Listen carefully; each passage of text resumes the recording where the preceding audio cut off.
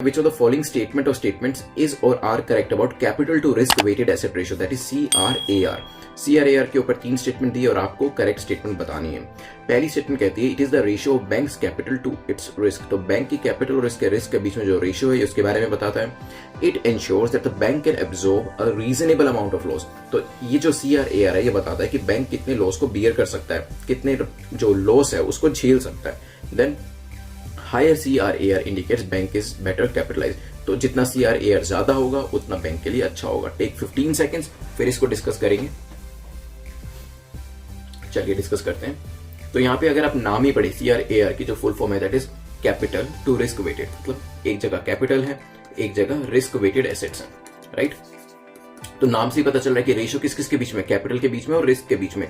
तो पहली स्टेटमेंट हमारी यही करेक्ट हो जाती है that it is the ratio of bank's capital to its risk. ठीक है, सेकंड चलते हैं। It ensures that the bank can absorb reasonable amount of loss. देखिए इसको तीसरी स्टेटमेंट को पहले समझेंगे तो ये भी समझ में आ जाएगी। यहाँ पे ये कहा जा रहा है कि higher CRAR indicates a bank is better capitalized. मान लो दो बैंक है, SBI और यहाँ पे दूसरा बैंक है एक्सिस बैंक, और SBI की जो CRAR है दैट इज 14 और एक्सिस की है 10। अब CRAR होती क्या, आप जो भी बैंक होता है उसकी टीयर 1 कैपिटल टीयर 2 कैपिटल जो होती है उसको न्यूमरेटर में रखते हैं, डिवाइड करते हैं नीचे रिस्क वेटेड एसेट से, और उसके बाद जो रेशियो निकल के आती है दैट इज CRAR। तो यहाँ पर अगर हम देखें किसी भी बैंक की कैपिटल जितनी ज्यादा होगी और रिस्क वेटेड एसेट जितनी कम होगी उतनी रेशियो ज्यादा आएगी। ठीक है, इट मीन्स यहाँ पे SBI की रेशियो ज्यादा है और SBI is in a better position to absorb the losses.